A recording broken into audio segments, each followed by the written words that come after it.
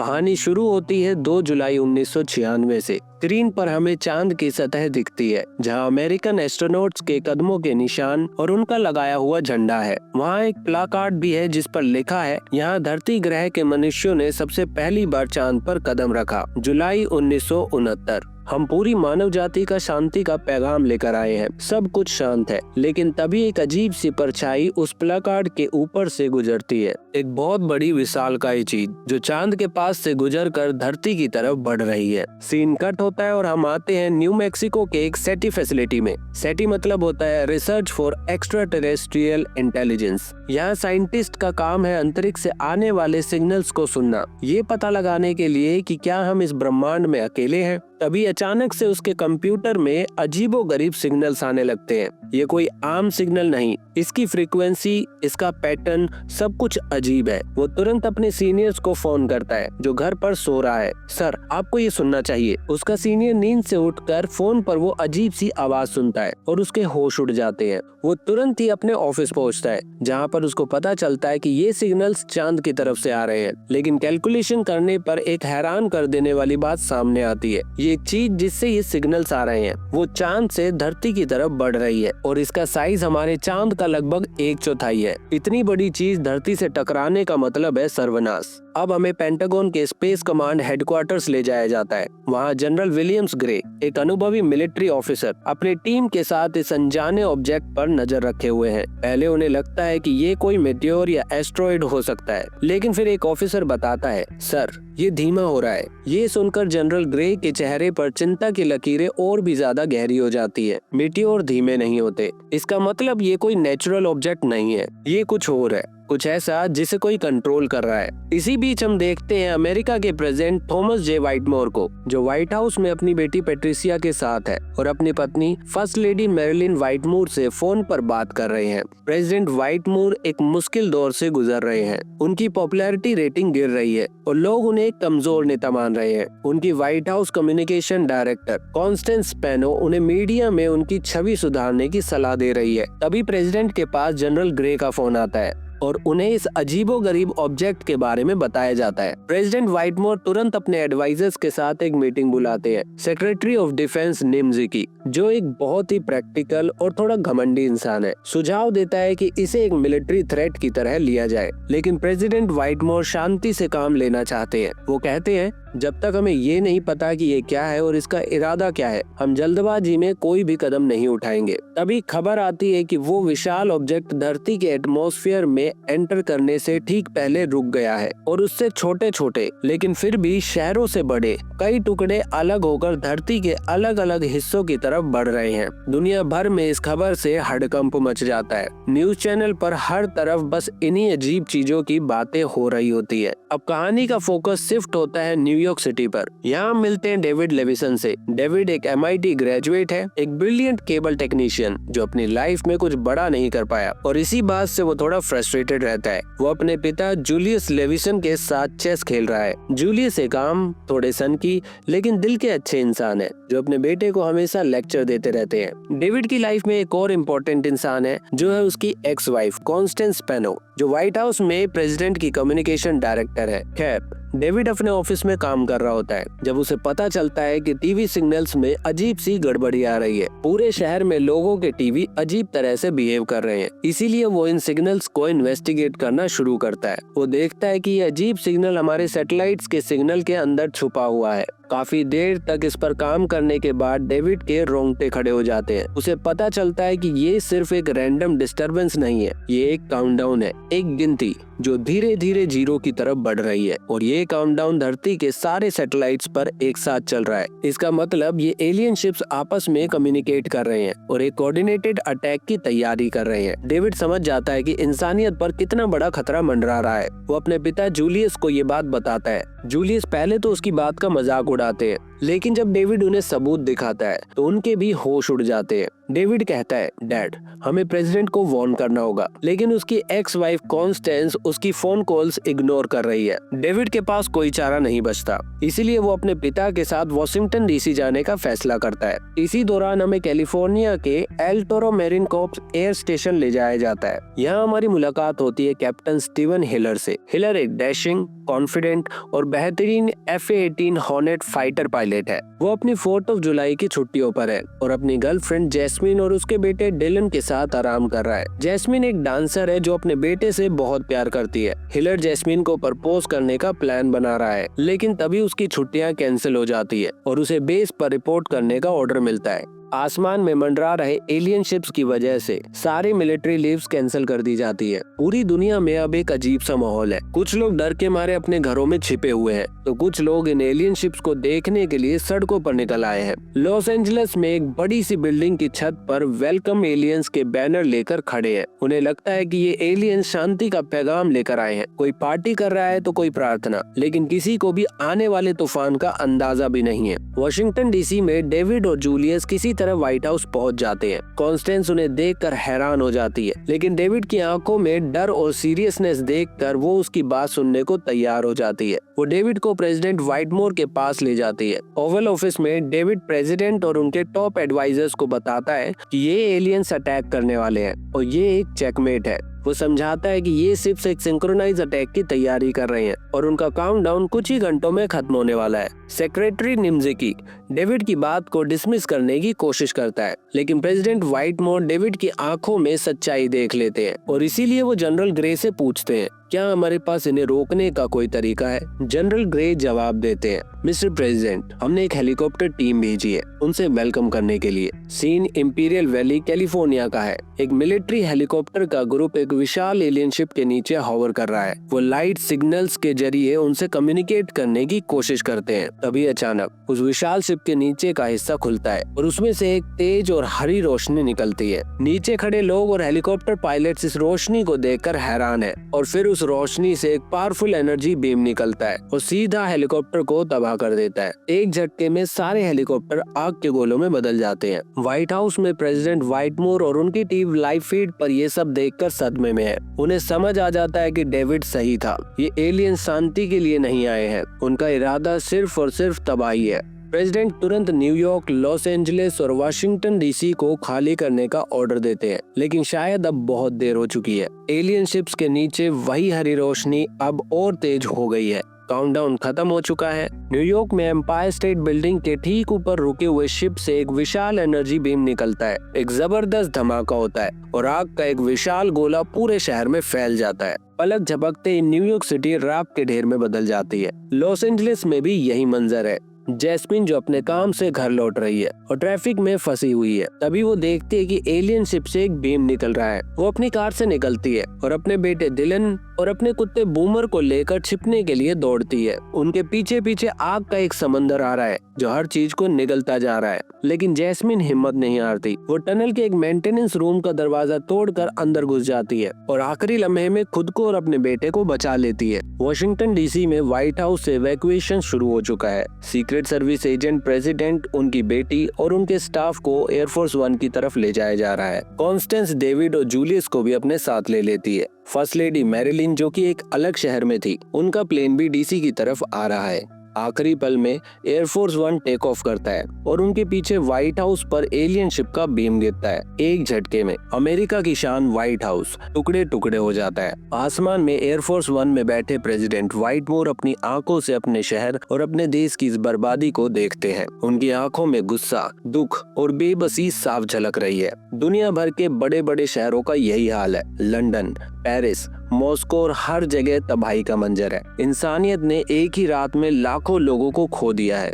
2 जुलाई की रात धरती पर कयामत की रात बनकर आई। 3 जुलाई की सुबह होती है, लेकिन ये कोई आम सुबह नहीं है। धरती के हर कोने में सिर्फ तबाही, धुआं और मौत का मंजर है। जो शहर कल तक इंसानियत की तरक्की का सबूत थे, आज वो सिर्फ मलबे का ढेर है। जो लोग बचे हैं वो सदमे में है और उन्हें कुछ समझ नहीं आ रहा कि उनके साथ आखिर हुआ क्या। एयरफोर्स 1 जो अब अमेरिका का टेम्पररी कमांड सेंटर बन चुका है, एक अनजान लोकेशन की तरफ बढ़ रहा है। प्रेसिडेंट व्हाइटमोर अपनी टीम के साथ सिचुएशन का जायजा ले रहे होते हैं। तभी उन्हें खबर मिलती है कि फर्स्ट लेडी मैरिलिन का हेलीकॉप्टर डीसी के पास क्रैश हो गया है। वो जिंदा हैं, लेकिन उन्हें गंभीर चोटें आई हैं। इसी बीच एल टोरो बेस पर कैप्टन स्टीवन हिलर और उनके स्क्वाड्रन के पायलट ब्लैक नाइट्स अपने FA-18 हॉर्नेट में तैयार बैठे हैं। उन्हें ऑर्डर मिलता है कि लॉस एंजलिस के ऊपर मंडरा रहे एलियन शिप पर हमला करने का। सभी पायलट्स में जोश है, अपने शहर और अपने लोगों की मौत का बदला लेने का जज्बा है। हिलर अपने दोस्त कैप्टन जिमी विल्डर के साथ मिशन के लिए निकलता है। हिलर और उसके साथी पायलट्स पूरी रफ्तार से एलियन शिप की तरफ बढ़ते हैं। वो एक साथ उस विशाल शिप पर मिसाइल से हमला करते हैं,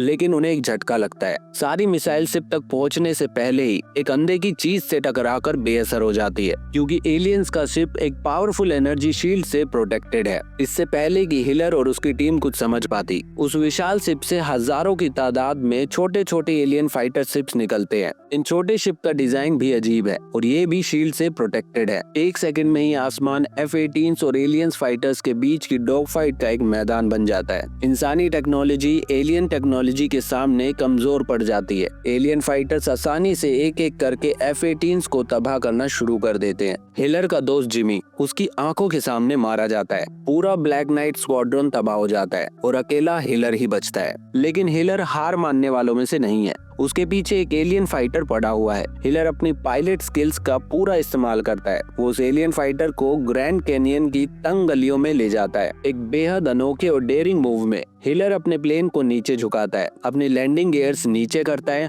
और आखिरी सेकंड में इजेक्ट कर जाता है। उसका पैराशूट खुलता है और अचानक से एलियन पायलट के सामने आ जाता है, जिससे एलियन पायलट अंधा हो जाता है और उसका शिप क्रैश कर जाता है। हिलर जमीन पर लैंड करता है और उसके सामने एलियन का क्रैश हुआ शिप पड़ा होता है। वो गुस्से में उस शिप के पास जाता है। शिप का कैनोपी खुलता है और अंदर से एक अजीब सा 8 पांव वाला एलियन, जो कि एक बायोमैकेनिकल सूट पहने हुए है, बाहर निकलता है। हिलर बिना देरी के उस एलियन को एक जोर का मुक्का मारता है और उसको कहता है वेलकम टू अर्थ। उसके बाद वो उस बेहोश एलियन को अपने पैराशूट में लपेटकर रेगिस्तान में घसीटना शुरू करता है, एक ऐसी जगह की तलाश में जहां उसे एक मिलिट्री बेस मिल सके। तभी उसे कुछ गाड़ियों का झुंड अपनी तरफ आता दिखाई देता है। उनमें से एक गाड़ी होती है रसल की, जो एयरफोर्स का पुराना पायलट रह चुका था।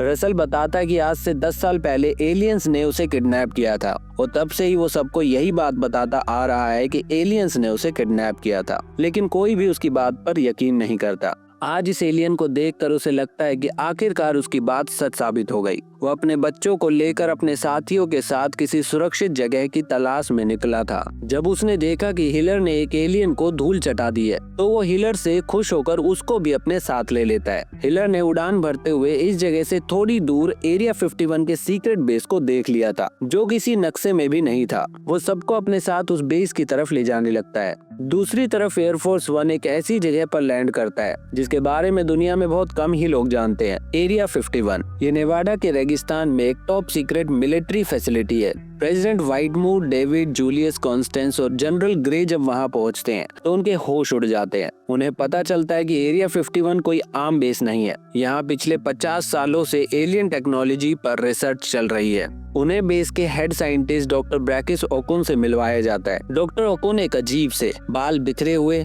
लेकिन एक ब्रिलियंट साइंटिस्ट है। वो प्रेसिडेंट को बेस के अंदर एक सीक्रेट हैंगर में ले जाते हैं। वहाँ प्रेसिडेंट और उनकी टीम को अपनी आंखों पर विश्वास नहीं होता। हैंगर के अंदर एक एलियन फाइटर शिप खड़ा है, बिल्कुल वैसा ही जैसा हिलर ने अभी अभी गिराया था। डॉक्टर ओकुन बताते हैं कि ये शिप 1947 में रोजवेल, न्यू मैक्सिको में क्रैश हुआ था और केवल शिप ही नहीं, उस क्रैश से 3 एलियंस की बॉडी भी मिली थी। वो उन्हें एक लैब में ले जाते हैं जहां पर उन एलियंस की बॉडी को रखा गया है। डॉक्टर ओकुन बोलते हैं कि ये एलियंस भले ही इंसानों से ज्यादा ऊंची टेक्नोलॉजी वाले हैं, लेकिन उनका शरीर इंसानों से भी ज्यादा नाजुक है।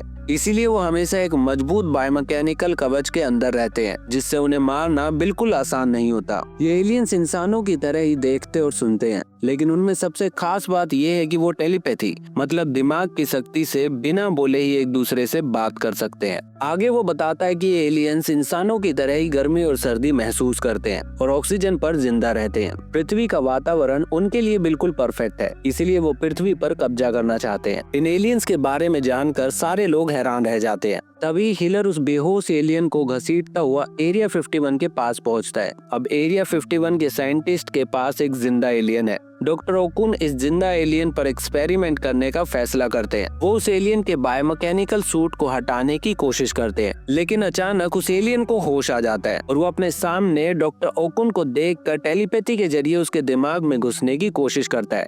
कुछ ही देर में वो पूरे ऑपरेशन थिएटर में तबाही मचा देता है और सारे डॉक्टरों को जान से मार देता है। लेकिन वो ऑपरेशन थिएटर बंद होने की वजह से वहाँ से बाहर नहीं निकल पाता। वो डॉक्टर ओकुन को पकड़ लेता है। एलियन डॉक्टर ओकुन की आवाज में कहता है, मुझे यहाँ से जाने दो, मुझे आजाद कर दो। एलियन डॉक्टर ओकुन की आवाज में वहाँ से बार बार खुद को आजाद करने की मांग कर रहा होता है। प्रेसिडेंट व्हाइटमोर उस एलियन से बात करने की कोशिश करते हैं और पूछते हैं, तुम हमसे क्या चाहते हो? तभी वो एलियन टेलीपैथी के जरिए प्रेसिडेंट के दिमाग में भी घुस जाता है और उन्हें अपने प्लेनेट और सिविलाइजेशन के डरावने मंजर दिखाता है। वो दिखाता है कि उनकी कौम एक लोकस यानी टिड्डियों के झुंड की तरह है। वो एक ग्रह से दूसरे ग्रह जाते हैं, वहाँ के सारे रिसोर्सेज खत्म करते हैं, वहाँ की सिविलाइजेशन को तबाह करते हैं और फिर आगे बढ़ जाते हैं। धरती उनका अगला शिकार है। इसके बाद वो एलियन एक साइकिक अटैक करता है जिससे प्रेसिडेंट बेहोश हो जाते हैं और डॉक्टर ओकुन कोमा में चले जाते हैं। ये सब देखकर सीक्रेट सर्विस एजेंट उस एलियन को गोलियों से मार देते हैं। अब प्रेसिडेंट व्हाइटमोर को इन एलियंस का असली मकसद पता चल चुका है। ये लोग यहाँ सुलह करने नहीं आए हैं, ये यहाँ हमें मिटाने आए हैं। प्रेसिडेंट के पास अब कोई ऑप्शन नहीं बचता। वो एक विशाल एलियन शिप पर न्यूक्लियर मिसाइल से हमला करने का ऑर्डर देते हैं। हॉस्टन के ऊपर मंडरा रहे शिप पर एक B-2 बूमर से न्यूक्लियर मिसाइल फायर की जाती है। पूरी दुनिया की निगाहें इस हमले पर टिकी होती है। मिसाइल शिप से टकराती है, एक जबरदस्त धमाका होता है। एक पल के लिए लगता है कि इंसानियत जीत गई, लेकिन जब धुआं छटता है तो सबकी उम्मीदें टूट जाती है। एलियन शिप को एक खरोच तक नहीं आती। उनका शील्ड इतना पावरफुल होता है कि वो न्यूक्लियर हमले को भी झेल जाता है। इंसानियत की आखिरी उम्मीद भी अब खत्म हो चुकी है। एरिया 51 में सब लोग निराश हैं। उन्हें लगता है कि अब उनका अंत निश्चित है। फर्स्ट लेडी मेरिलिन को एरिया 51 के हॉस्पिटल में लाया जाता है, लेकिन उनकी चोटें इतनी गहरी होती है कि वो प्रेसिडेंट की बाहों में ही अपना दम तोड़ देती हैं। ये प्रेसिडेंट व्हाइटमोर के लिए एक और बहुत बड़ा सदमा है। माहौल बहुत गंभीर है। तभी डेविड लेविसन, जो अपने पिता के साथ बैठा होता है, वो अपने लैपटॉप में कुछ काम कर रहा होता है। उसके पिता कहते हैं कि उसे ठंड लग सकती है, उसे कोल्ड हो सकता है। कोल्ड और वायरस अचानक डेविड के दिमाग में एक आइडिया लाता है, एक ऐसा आइडिया जो शायद अब इंसानियत को बचा सकता है। वो तुरंत प्रेसिडेंट और जनरल ग्रे के पास जाता है। वो कहता है, हम उनकी शील्ड को तोड़ नहीं सकते, लेकिन क्या हो अगर हम उनकी शील्ड को बंद कर दें। वो समझाता है कि जैसे हम अपने कंप्यूटर्स में वायरस डालकर उसे खराब कर सकते हैं। उनका सारा सिस्टम एक सेंट्रल कमांड यानी उनके मदरशिप से जुड़ा हुआ है। अगर हम उनके मदरशिप में ही वायरस अपलोड कर देते हैं तो उनके सारे शिप्स के शील्ड कुछ देर के लिए बंद हो जाएंगे और इसी दौरान हम लोग उन पर हमला कर पाएंगे। ये प्लान सुनने में अच्छा लगता है। मदरशिप तक जाना ही नामुमकिन है, लेकिन डेविड के पास इसका भी जवाब है। वो एरिया 51 में खड़े रोजवेल वाले एलियन शिप की तरफ इशारा करता है और कहता है, हम इस शिप का इस्तेमाल करेंगे। ये शिप 50 साल पुराना है, लेकिन एरिया 51 के साइंटिस्ट ने इसे काफी हद तक ठीक कर दिया है। डेविड का प्लान है कि वो इस शिप को मदरशिप के अंदर ले जाएगा, वायरस अपलोड करेगा और वहाँ एक न्यूक्लियर मिसाइल भी प्लांट कर देगा ताकि मदरशिप अंदर से ही तबाह हो जाए। लेकिन इस शिप को उड़ाएगा कौन? डेविड एक साइंटिस्ट है, पायलट नहीं। तभी कैप्टन स्टीवन हिलर आगे आता है। वो कहता है, मैंने उनके एक शिप को उड़ाया है, मुझे पता है कि ये कैसे काम करता है।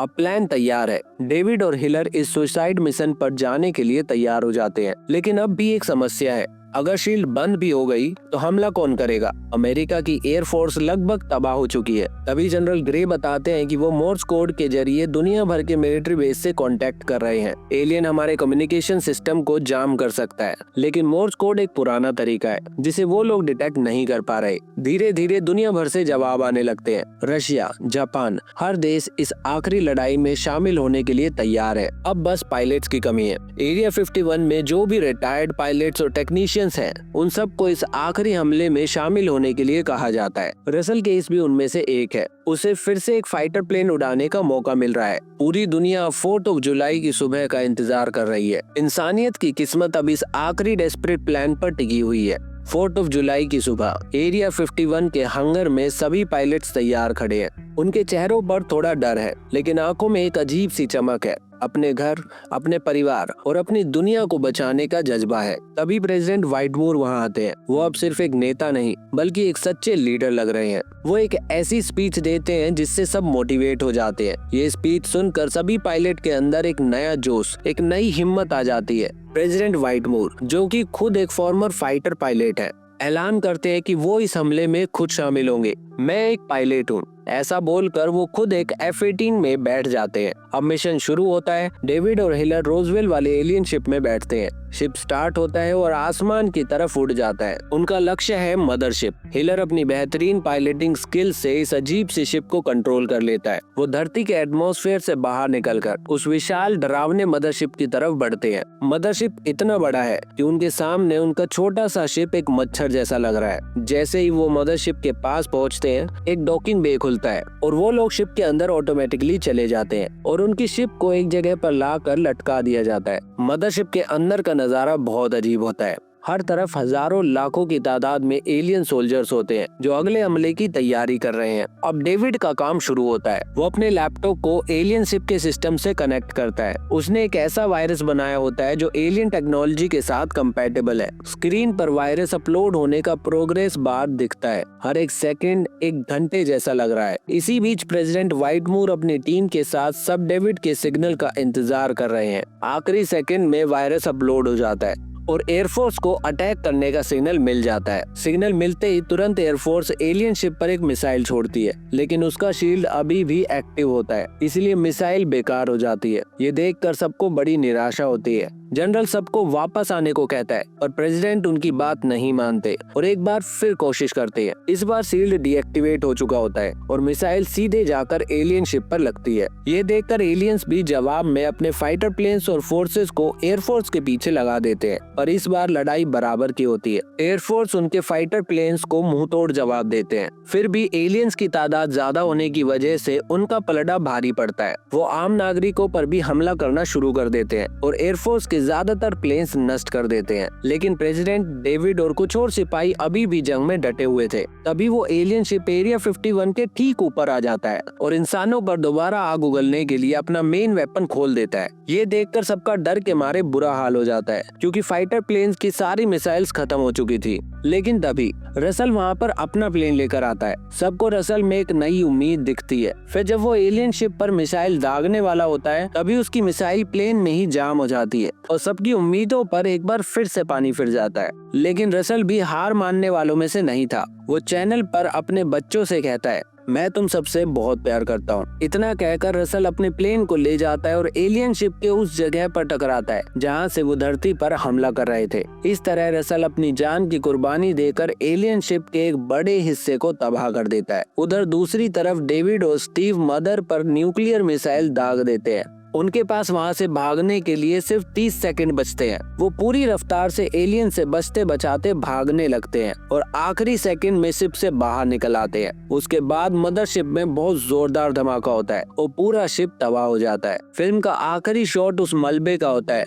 जो धरती पर गिर रहा है, जैसे आसमान से सितारे टूट रहे हो। इंसानियत ने अपनी सबसे बड़ी लड़ाई लड़ ली है और जीत हासिल की है। उन्होंने साबित कर दिया है कि चाहे दुश्मन कितना भी ताकतवर क्यों ना हो, जब इंसान एकजुट होकर लड़ता है तो वो कुछ भी हासिल कर सकता है। और इसी के साथ ये फिल्म यहीं पर खत्म हो जाती है। आपको मेरी एक्सप्लेनेशन कैसी लगी और ये वीडियो कैसी लगी, कमेंट करके जरूर बताना।